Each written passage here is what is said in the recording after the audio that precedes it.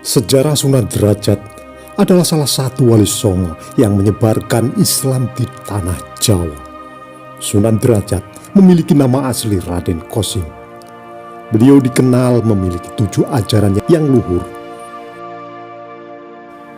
Siapakah sebenarnya sosok Sunan Derajat? Sunan Derajat adalah salah satu wali songo yang menyebarkan Islam di tanah Jawa. Ia bernama Raden Kosim yang lebih dikenal dengan Sunan Derajat. Sebelum melanjutkan nonton video ini, bagi yang suka dengan video-video kami, tolong bantu subscribe, like, komen, dan share. Bagi yang tidak suka, abaikan saja. Kami di sini tidak ada niat untuk menyudutkan orang-orang yang terlibat. Kami di sini tidak mengurangi atau menambah isi sumber untuk menjaga otentisitas sumber. Kami di sini hanya mengulang sejarah-sejarah yang sudah ada.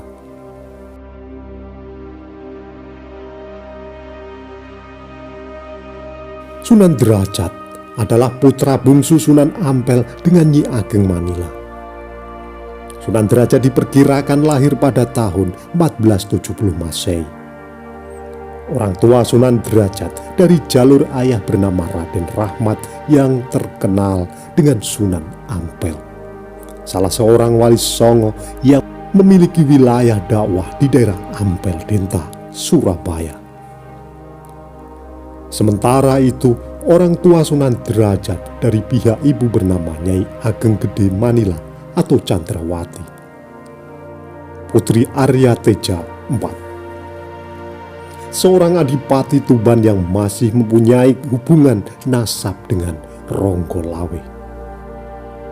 Raden Kosim adalah adik Nyai Patimah, Nyai Wilis, Nyai Taluki, dan Raden Mahdum Ibrahim atau Sunan Bonang.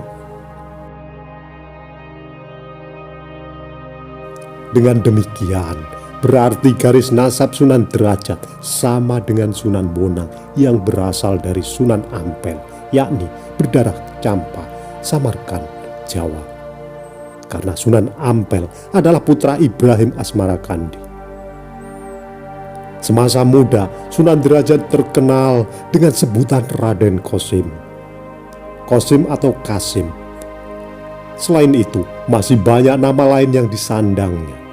Antara lain Sunan Mahmud, Sunan Mayang Madu, Sunan Maryapada, Raden Imam Maulana Hasim, Syekh Masyaikh, Pangeran Syarifuddin, Pangeran Kadrajat, dan Masyaikh Munab.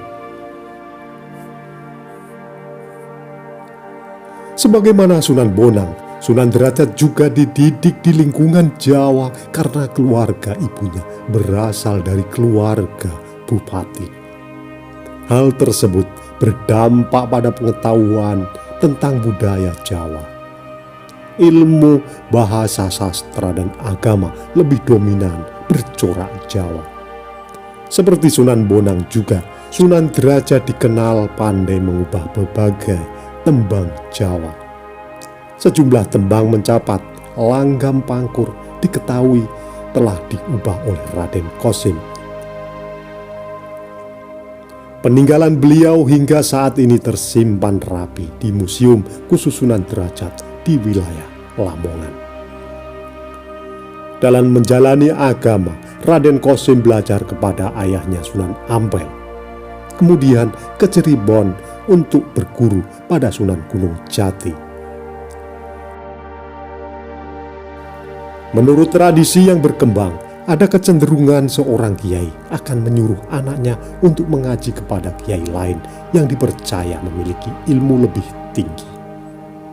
Baik itu terlebih dahulu adalah kawan mengaji maupun mantan santrinya. Tradisi itu rupanya juga berlaku diri Raden Kosim saat masih remaja. Seperti diketahui umum bahwa Sunan Ampel adalah guru semua para wali, termasuk Syarif Hidayatullah yang merupakan santri di Ampel Denta, Surabaya, yang setelah lulus tugas memperoleh mengembangkan agama Islam di Cirebon. Selama belajar di Cirebon, Beliau banyak dikenal dengan sebutan Syekh Syarifuddin dan bergelar Pangeran Derajat. Selama di Cirebon, Raden Qasim diminta membantu tugas dakwah oleh Sunan Gunung Jati kepada masyarakat Cirebon. Agaknya tidak ada kesulitan karena bahasa yang dipakai di sana adalah bahasa Jawa masyarakat Cirebon. Pangeran Derajat muncul derajatnya menjadi anggota Wali Songo melalui musyawarah para wali di Balai Sidang Para Wali di Komplek Keraton Pakungmati. Setelah Syekh Siti Jenar dihukum pancung tim peneliti UNPAD 1992. Raden Qasim kemudian menikah dengan putri Sunan Gunung Jati yang bernama Dewi Sufia yang dikaruniai 3 putra dan putri, yaitu Pangeran Trenggana, Pangeran Sendi, dan Dewi Wuryana. Selain menikah dengan Dewi Sufia, Raden Qasim juga menikah dengan Nyai Kemuning dan Nyai Retna Ayu Chandra. Dakwah yang dilakukan oleh Raden Qasim atau Sunan Derajat pada mulanya dilakukan atas petuah Sunan Ampel, yaitu berdakwah ke pesisir pantai Gresik, hingga akhirnya menetap di wilayah Derajat Lamongan. Untuk menempati wilayah tersebut, Raden Qasim dengan diantar oleh Sunan Bonang menghadap Sultan Demak untuk meminta izin bertempat tinggal di kawasan itu. Sultan Demak I tidak hanya mengizinkan untuk bertempat tinggal, melainkan memberikannya.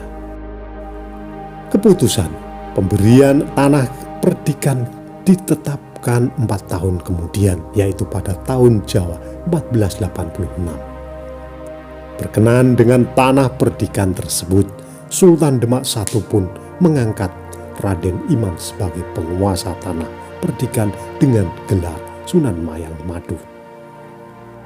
Luas kawasan tanah perdikan kemudian bernama Desa Perdikan Derajat. Tersebut tidak disebutkan dan tidak dibatasi. Sekalipun Sunan Mayang Madu dapat mengambil tanah yang masih berwujud hutan belantara tanpa batas, namun ia hanya mengambil yang diperlukan pada waktu itu. Tanah yang diambil itu hanya diberi batas hidup berupa pohon. Pohon batas itu setidaknya sampai dengan tahun 1960 masih ada. Tanah perdikan yang terletak di sebelah selatan Kampung Jelak atau Banjarwati secara ekonomis jelas tidak menguntungkan, sebab kawasan tanah tersebut bertanah kapur yang gersang. Tetapi dari segi dakwah Islam mungkin sudah diperhitungkan sebagai tempat yang cukup strategis. Sunan Derajat dikenal sebagai penyebar Islam yang berjiwa sosial tinggi dan sangat memperhatikan nasib kaum fakir miskin serta lebih mengutamakan kesejahteraan sosial masyarakat. Setelah memberikan perhatian penuh terhadap kondisi masyarakat, barulah Sunan Derajat memberikan pemahaman tentang Islam. Ajarannya lebih menekankan pada empati dan etos. Kerja berupa kedermawanan, pengentasan kemiskinan, usaha menciptakan kemakmuran, solidaritas sosial, dan gotong royong. Makam dan peninggalannya hingga sekarang masih terjaga di situs makam Sunan Derajat di Lamongan. Secara umum, ajaran Sunan Derajat dikenal dengan istilah Pepalipitu 7 dasar ajaran, yang mencakup 7 falsafah yang dijadikan pijakan dalam kehidupan. Ajaran Sunan Derajat 1. Laksitoning subrotolan nyipto marang pringgo bayaning lampah, ing dalem makarya lan nyipto dateng keleluhuran mesti lampahe pakewo lan suware. Artinya, Dalam melakukan sesuatu usaha pasti ada hambatannya. 2. Meperbahardaning pancadriya nyirep nafsu dening piranti kerasakake ing angganing manungsa. Pandeleng pangambu, pangrasa lihat, pangrasa ilat, pangrasa pangrung, artinya menahan nafsu indrawi. 3. Mulya guna panca waktu, mulya saged 5 waktu. Artinya 5 waktu yang mulia. 4. Membangun resep tasing sesama. Artinya mewujudkan rasa seneng sesama. 5. Bareng teken marang kang kalunyon lan wuta, paweh tuntunan marang kang kepleset lan wuta, paring pangan marang kang kaliren, paweh rezeki marang kang ngelih kekurangan pangan, paweh sandang marang kang kaudan, paring payung kang kudanan. Artinya, berikan tongkat kepada yang menapaki jalan licin dan buta, berikan rezekimu kepada yang kelaparan, berikan sandang kepada yang tidak punya, berikan tempat berteduh kepada yang kehujanan. 6. Jeroning suka duka eling lan waspada, ing dalam kesenangan kudu inget lan waspada. Artinya dalam suasana gembira hendaknya tetap ingat Tuhan dan kejadian yang telah berlalu dan selalu waspada. 7. Heneng hening henung.